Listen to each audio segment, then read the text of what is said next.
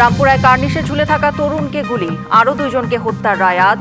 ডিএমপির সাবেক কমিশনার হাবিবুর রহমান সহ আসামি 5 জন। বিদেশ বসে দুর্নীতির মহোৎসবে মেতেছেন অগ্রণী ব্যাংকের রেমিটেন্স হাউসের কয়েকজন কর্মকর্তা। অভিযোগ আছে হুন্ডির সঙ্গে সংশ্লিষ্টতার।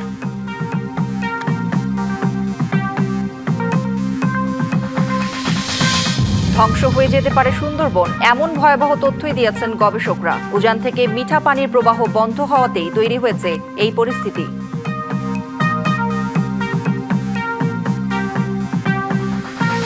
বিদেশ বসে দুর্নীতির মহোৎসবে মেতেছে অগ্রণী ব্যাংকের রেমিটেন্স হাউসের বেশ কয়েকজন কর্মকর্তা। এই কাজে একে অপরকে টেক্কা দিতে নেমেছেন অসম প্রতিযোগিতায়। অভিযোগ আছে হুন্ডির সাথে সংশ্লিষ্টতারও। রেমিটেন্সের অর্থ খরচ করেছেন যথেচ্ছভাবে। অভ্যন্তরীণ নিরীক্ষায় অপরাধ প্রমাণ হলে অর্থ ফেরতও দিয়েছেন কেউ কেউ, তবে প্রভাব খাটিয়েছেন নিরীক্ষা বন্ধ রাখার। অগ্রণী ব্যাংকের মালয়েশিয়া ও সিঙ্গাপুর রেমিটেন্স হাউসের দুর্নীতি নিয়ে রেদওয়ানুল হকের 2 পর্বের ধারাবাহিক প্রতিবেদন আজ দেখুন প্রথম পর্ব। দেশের রাষ্ট্রায়ত্ত বাণিজ্যিক ব্যাংকগুলোর মধ্যে রেমিটেন্স সংগ্রহের দিক থেকে শীর্ষে অগ্রণী। আর এ কাজে প্রতিষ্ঠানটির সাবসিডিয়ারি প্রতিষ্ঠান হিসেবে বিদেশে কাজ করে অগ্রণী রেমিটেন্স হাউস। প্রতিষ্ঠানটির সিইও হিসেবে নিয়োগ পান ব্যাংকেরই কর্মকর্তারা। গত 8 বছরে যে কর্মকর্তারাই মালয়েশিয়ায় প্রতিষ্ঠানটির দায়িত্বে গেছেন, সবাই জড়িয়েছেন দুর্নীতিতে। প্রবাসীদের পাঠানো রেমিটেন্সের অর্থ ভরেছেন নিজেদের পকেটে। ব্যাংকের নিরীক্ষায় দেখা যায় নিয়োগ নীতিমালা লঙ্ঘন করে পরিবার সহ মালয়েশিয়ায় অবস্থান, অবৈধভাবে চিকিৎসা ভাতা, সন্তানদের শিক্ষা ভাতা, ব্যক্তিগত গাড়ির জ্বালানি ও টোল বিল, ভ্রমণ ব্যয় করেছেন দায়িত্বপ্রাপ্ত কর্মকর্তারা। অপরাধ ঢাকতে তৈরি করেছেন ভুয়া ভাউচারও। 2017 সাল থেকে 2024 সাল পর্যন্ত 7টি অডিট আপত্তিতে উঠে আসে 1,24,000 রিঙ্গিতের অনিয়ম। অপরাধ প্রমাণিত হলে জরিমানাও গুনেছেন কেউ কেউ। তবুও শপথে বহাল আছেন বর্তমান সিইও সুলতান আহমেদ, যিনি একাই আত্মসাৎ করেন প্রায় লাখ রিঙ্গিত। বেশ কিছু অডিট আপত্তি উত্থাপিত হয় আমার বিরুদ্ধে সহ অতীতে যারা ছিলেন ওদের বিরুদ্ধে।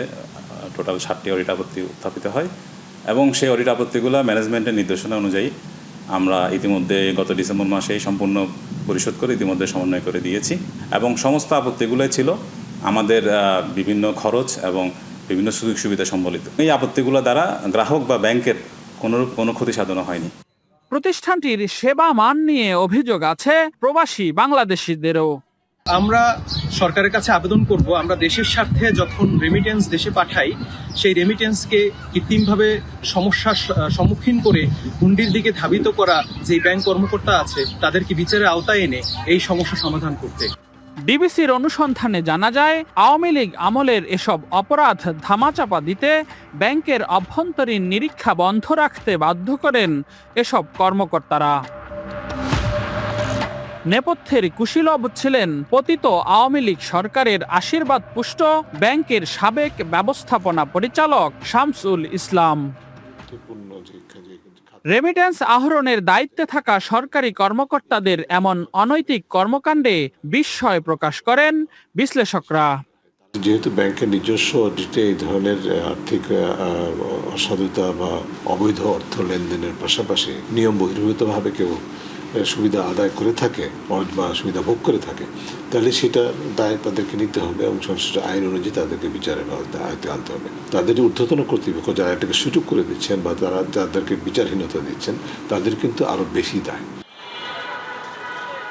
রেমিটেন্স সংগ্রহের কাজে নিয়োজিত প্রতিষ্ঠানটি বছরের পর বছর অনিয়ম করে আসলেও এটি ঠেকাতে কেন কার্যকর ব্যবস্থা নেওয়া হয়নি, এ বিষয়ে জানতে চাইলে অগ্রণী ব্যাংকের ব্যবস্থাপনা পরিচালক ক্যামেরার সামনে কথা বলতে রাজি হননি।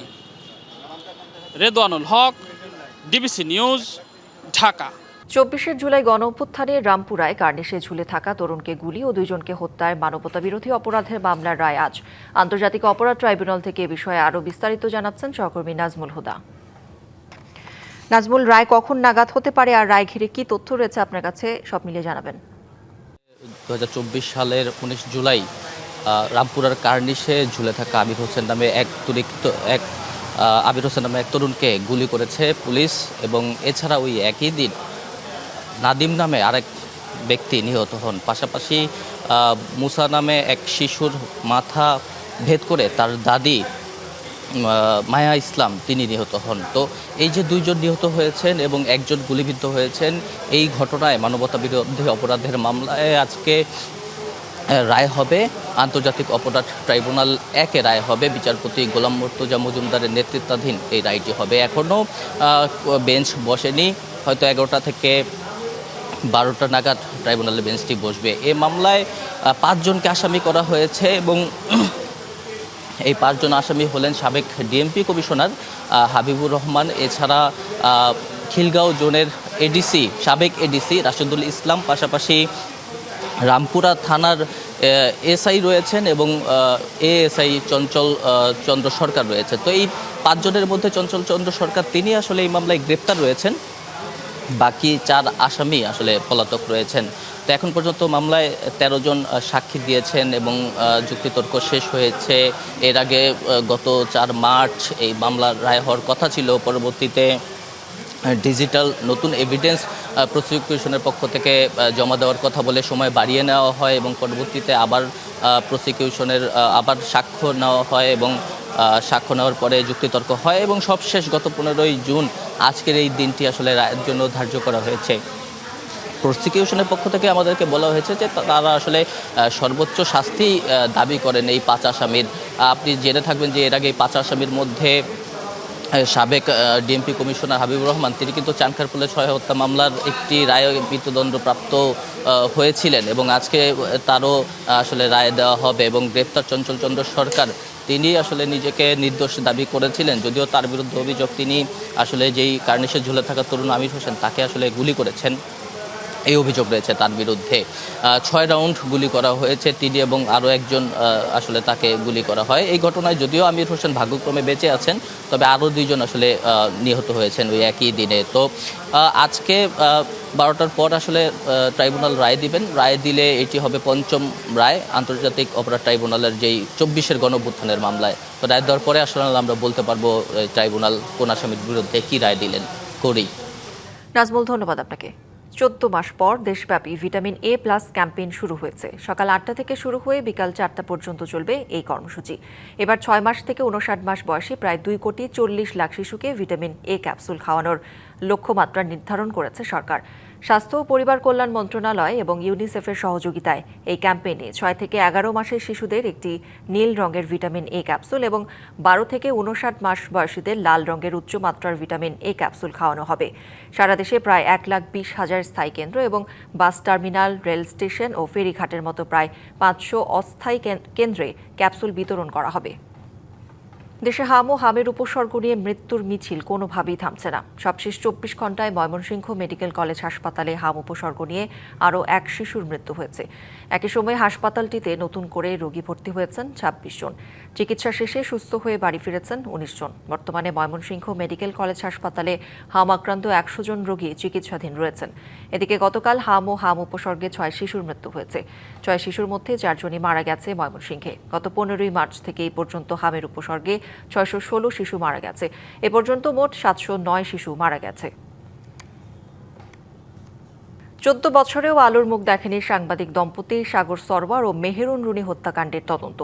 হত্যার মোটিভ এবং আসামিদের এখনও চিহ্নিত করতে পারেনি আওয়ামী লীগ, অন্তর্বর্তী সরকার এবং বর্তমান সরকারও। বরং তদন্ত প্রতিবেদন জমা দেওয়ার তারিখ পিছিয়েছে 127 বার। এ নিয়ে চরম হতাশ পরিবারের সদস্যরা। এজন্য বিগত সরকার ও তার প্রশাসনকে দায়ী করেছেন সাংবাদিক নেতারা। অপরাধ বিশ্লেষকের মতে সরকারগুলোর সদিচ্ছার অভাব ও বিচারহীনতার সংস্কৃতির কারণেই আলোর মুখ দেখেনি তদন্ত। 2012 সালের 11ই ফেব্রুয়ারি সাংবাদিক দম্পতি সাগর সরোয়ার ও মেহেরুন রুনি ঢাকার পূর্ব বাজারের বাসায় খুন হন। 14 বছর পার হলেও চিহ্নিত হয়নি প্রকৃত অপরাধীরা। পুলিশ, ডিবি ও র্যাবের হাত ঘুরে অন্তর্বর্তী সরকার দায়িত্ব নেয়ার পর মামলা তদন্তের দায়িত্ব পায় পিবিআই। সবশেষ গত 18 জুন ঢাকার সিএমএম আদালতে এই মামলার তদন্ত প্রতিবেদন দাখিলের দিন ধার্য ছিল। তবে পিবিআই তদন্ত প্রতিবেদন জমা দিতে না পারায় 22 জুলাই নতুন তারিখ ধার্য করেছেন আদালত। এ নিয়ে এই মামলায় তদন্ত প্রতিবেদন জমা দেওয়ার তারিখ পেছানো হলো 127 বার। শেখ হাসিনা সরকারের সময় এই মামলার তদন্ত প্রতিবেদন পেছানো হয় ১১২ বার, অন্তর্বর্তী সরকারের সময় ১২ বার, আর বর্তমান সরকারের সময় পেছানো হয়েছে আরও ৩ বার। অন্তর্বর্তী সরকারের সময় ২০২৪-এর ৩০শে সেপ্টেম্বর উচ্চ আদালতের নির্দেশে এই হত্যাকাণ্ডের তদন্তে ৪ সদস্যের উচ্চ পর্যায়ের টাস্ক ফোর্স গঠন করে স্বরাষ্ট্র মন্ত্রণালয়। এতে প্রধান করা হয় পিবিআই প্রধান অতিরিক্ত পুলিশ মহাপরিদর্শক মুস্তফা কামালকে। এই টাস্কফোর্সকে তদন্ত শেষ করে ৬ মাসের মধ্যে প্রতিবেদন দিতে বলা হয়েছিল, কিন্তু সময় মতো প্রতিবেদন জমা দিতে পারেননি তারা। এরপর ২ দফায় আরও ৬ মাস সময় নিয়েও প্রতিবেদন জমা দিতে না পারায় আরও ৬ মাস সময় দেয় হাইকোর্ট। এই মামলায় বিভিন্ন সময় মোট ৮ জনকে গ্রেপ্তার দেখানো হয়। বর্তমানে ৬ জন কারাগারে আছেন, ২ জন জামিনে। তথ্য বলছে, ঘটনাস্থল থেকে ২ জন অজ্ঞাত পুরুষের ডিএনএ সংগ্রহ করা হয়। সেই ডিএনএর ভিত্তিতে উন্নত প্রযুক্তি ব্যবহার করে তাদের ছবি আঁকা সম্ভব। ছবি আঁকার জন্য যুক্তরাষ্ট্রের একটি প্রতিষ্ঠানকে অর্থও দিয়েছিল র্যাব, কিন্তু সেই ছবি আর আসেনি। এছাড়া হত্যায় ব্যবহৃত ছুরি, বটিসহ বিভিন্ন আলামত ডিএনএ পরীক্ষার জন্য যুক্তরাষ্ট্রে পাঠিয়েছিল র্যাব। এখন পর্যন্ত এই মামলার বিভিন্ন পর্যায়ে তদন্তকারীরা ১৬০ জনকে জিজ্ঞাসাবাদ করেছে। কোনো পর্যায়ে তদন্তকারীরা হত্যার মোটিভ এবং জড়িতদের বিষয়ে নিশ্চিত হতে পারেনি। কার্যত ডিএনএ টেস্টের পর এই মামলা নিয়ে কোনো কাজই হয়নি। তবে এ বিষয়ে কোনো মন্তব্য করতে রাজি হয়নি বর্তমান তদন্ত সংস্থা পিবিআই। সাংবাদিক নেতারা বলছেন, বিচার না হওয়ার পিছনে যারা দায়ী, যারা নথিসহ আলামত নষ্ট করেছে, তাদেরও বিচারের আওতায় আনা উচিত। বিচার হবে কি হবে না এটা হলো পরের বিষয়, কিন্তু আমরা জানতেই পারলাম না যে এই খুনের সাথে কারা জড়িত। ওই সময় যারা প্রশাসনে ছিলেন, সরকারে ছিলেন, আমি বলবো তাদের গাফলতির কারণে এটা সম্ভব হয় না। সরকার আসে, সরকার যায়, তদন্ত আর হয় না, তদন্ত প্রতিবেদনও দেওয়া হয় না, এর বিচারও হয় না। সরকারের কাছে আমাদের আবেদন থাকবে, নিবেদন থাকবে, দ্রুত দৃশ্যমান আমরা এর বিচার কার্যটা আমরা দেখতে চাই। এই হত্যার বিচার দাবিতে এ সময় উচ্চ কণ্ঠ ছিল বর্তমান ক্ষমতাসীন দল বিএনপি। এই হত্যার বিচারের আশ্বাস দিলেও সরকার গঠনের পর কার্যত কোনো পদক্ষেপ নেয়নি দলটি। সাগর রুনির সাংবাদিকতার অন্যতম বিষয়, সেই খাত থেকে রাষ্ট্রীয় মদদে ঢাকা মহানগর জজ আদালতের পাবলিক প্রসিকিউটরের দাবি, সঠিক তদন্তের মাধ্যমে এই হত্যায় জড়িতদের বিচার করা হবে। ফ্যাসিস্ট আমলে ঘটনাটা ঘটেছিল, যে সরকার ছিল তারা কিন্তু এই মামলাটাকে ওইভাবে গুরুত্ব দেয়নি। পরবর্তীতে অ্যাডেন্টিভ সরকার আমলে যে সঠিকভাবে এটা তদন্ত বিষয়ে আগা যায়নি, আসেনি। বর্তমান যে সরকার তারা চাচ্ছে যে প্রত্যেকটা ঘটনারই একটা সুষ্ঠু বিচার এবং জাতির সামনে সুষ্ঠু ঘটনাটা বেরিয়ে আসুক। সরকারের এটা সদিচ্ছা আছে। রুনির ভাই নওশার রহমান বলেন, অন্তর্বর্তী সরকারের সময় বিচারের আশা করলেও হত্যার তদন্ত হয়নি। একটা সরকারের সময় তো ঘটনা ঘটেছে এবং তারা তো এটা, আমি বলবো যে র্যাবের মাধ্যমে সেটা ধামাচাপা দেওয়াই হয়েছে। এরপরের যে দুটো গভর্নমেন্ট আসলো, কেউ কিন্তু এটা নিয়ে আমি কোনো অগ্রগতি দেখলাম না। আমি জানি না আসলে এটার কারণটা কি। অপরাধ বিশ্লেষকরা বলছেন, বিচারহীনতার সংস্কৃতিতে রাজনৈতিক দলগুলোর প্রতিশ্রুতি দিলেও ক্ষমতা এসে বেমালুম ভুলে যায়। যে সমস্ত ব্যক্তির নামে গুঞ্জন আছে তারাই পুরো প্রক্রিয়াটাকে থামিয়ে রাখছেন, এবং সেক্ষেত্রে অন্তর্বর্তীকালীন সরকার কিংবা বর্তমান সরকার কিংবা যারা এই তদন্তের কাজ বা প্রক্রিয়াগুলো সম্পন্ন করবেন, সবার উপরেই তারা এমন চাপ তৈরি করতে পারেন বা এমনভাবে প্রভাব বিস্তার করতে পারেন যে তারা এক সময় বিরোধিতা করেছেন, এর বিচার চেয়েছেন, তারা যখন দায়িত্বে গ্রহণ করছেন তদন্তের প্রক্রিয়াকে বা চার্জশিট দেওয়ার প্রক্রিয়াকে সীমিত করে ফেলেছেন। সংশ্লিষ্টরা বলছেন, সাগর রুনি হত্যার বিচার না হলে বিচার ব্যবস্থার প্রতি আস্থা হারাবে দেশের মানুষ। Farhaduzzaman, DBC news, Dhaka. ধ্বংস হয়ে যেতে পারে বিশ্বের সবচেয়ে বড় ম্যানগ্রোভ বন সুন্দরবন, এমন ভয়াবহ তথ্যই দিয়েছেন গবেষকরা। উজান থেকে মিঠা পানির প্রবাহ বন্ধ হওয়াতেই তৈরি হয়েছে এই পরিস্থিতি। বিশেষজ্ঞরা বলছেন, সুষ্ঠু নদী ব্যবস্থাপনা এবং প্রতিবেশী দেশ থেকে পানির ন্যায্য হিস্সা না মিললে কোনোভাবেই কমবে না এই ঝুঁকি। আর সুন্দরবন টিকিয়ে রাখতে না পারলে জীববৈচিত্র্যের বড় অংশই হারিয়ে যাবে, এমন আশঙ্কা বিশেষজ্ঞদের। শুকনো বালুতে ধুধু মরুভূমির মতো এই দৃশ্য উত্তর ও উত্তর পশ্চিমাঞ্চলের প্রায় সব নদ নদীর। কয়েক যুগ ধরে এসব এলাকার প্রধান নদ নদীগুলো রয়েছে এমন মৃতপ্রায় অবস্থায়। ফলে যে নদী দিয়ে একসময় সারা বছর আসত উজানের মিঠা পানি, সেই প্রবাহ বন্ধ বহু বছর ধরে। উজানের পানির ন্যায্য হিস্সা না মেলা এবং নদী ব্যবস্থাপনায় অবহেলার কারণেই তৈরি হয়েছে এই পরিস্থিতি। নদীপাড়ের কৃষি ও জীবনযাপনের ওপর যার প্রভাব দৃশ্যমান বহুদিন ধরেই। কিন্তু এই মিঠা পানির প্রবাহ বন্ধ হওয়ায় আরেক ভয়াবহ ঝুঁকি তৈরি হয়েছে দেশের একেবারে দক্ষিণে বিশ্বের সবচেয়ে বড় ম্যানগ্রোভ বন সুন্দরবনের। কারণ মিঠা পানির অভাবেই ধ্বংস হয়ে যেতে পারে সুন্দরবন, এমন ভয়াবহ তথ্যই দিয়েছেন গবেষকরা। বিশেষজ্ঞরা বলছেন, সাগরের লবণাক্ত পানির সাথে মিঠা পানির সংমিশ্রণ কমায় পাল্টে যাচ্ছে ম্যানগ্রোভ বন টিকে থাকার পরিবেশ। এতে বাড়ছে এই বন নষ্ট হবার ঝুঁকি। ফ্রেশ ওয়াটার যখন আসা বন্ধ হয়ে যাবে আস্তে আস্তে, তখন দেখবেন যে সেখানে আস্তে আস্তে সুন্দরবনের যেই কর্দমাক্ত যে পরিবেশ সেটাও আস্তে আস্তে ডিগ্রেডেড হয়ে যাবে। তো কর্দমাক্ত পরিবেশ ডিগ্রেডেড হয়ে গেলে সুন্দরবনের যে বিশেষ করে 25 স্পিসিস হচ্ছে ট্রু একের সত্যিকার ম্যানগ্রোভ স্পিসিস, সেগুলো আর পাবেন না। তখন এই আমাদের ল্যান্ডের যে প্রজাতিগুলো সেখানে আস্তে আস্তে ঢুকে পড়বে। বিশেষজ্ঞরা বলছেন, প্রতিবেশী দেশের সাথে উজানের পানির ন্যায্য হিস্সা আদায় এবং নদীর সুষ্ঠু ব্যবস্থাপনা নিশ্চিত না হলে এই ঝুঁকি কমবে না। ৭৬-এর ১ জানুয়ারি থেকে লবণাক্ততা বাড়া শুরু হয়েছে। ওই দিন থেকে ভারত গঙ্গার পানি প্রত্যাহার শুরু করে। তাহলে গঙ্গার উপরে নির্ভরশীল নদী যেগুলো, তার থেকে দক্ষিণের দিকে পানি যাওয়া কমে গেছে, এটা একটা কারণ। সো উজানের পানি কম আসছে বলে লবণাক্ত পানি ভিতরে ঢুকলো, আর লবণাক্ত পানির স্তর বেড়ে যাওয়াতে আরো ভিতরে ঢুকলো। সো দুটোর কম্বাইন্ড এফেক্ট। পরিবেশ বিশেষজ্ঞরা বলছেন, সুন্দরবন বাঁচাতে না পারলে হারিয়ে যাবে দেশের জীববৈচিত্র্যের অন্যতম সমৃদ্ধ অংশ। সুন্দরবনের প্রাণ বৈচিত্র্য, বিশেষ করে বাঘ, হরিণ থেকে শুরু করে কুমির কিংবা জলজ মাছ, বৃক্ষ কিংবা তরুলতা, সবকিছুই এই অঞ্চলের সার্বিক জীববৈচিত্র্য রক্ষাতে একটি গুরুত্বপূর্ণ ভূমিকা পালন করছে। তাই সুন্দরবনের রক্ষার মাধ্যমেই শুধুমাত্র এখানকার প্রাণ প্রকৃতি এবং পরিবেশ রক্ষা করা সম্ভব। সুন্দরবন বাঁচাতে সরকারকে দ্রুত গবেষণা ভিত্তিক সঠিক উদ্যোগ গ্রহণের দাবি সবার। মনিরুল সোহাগ, ডিবিসি নিউজ, ঢাকা।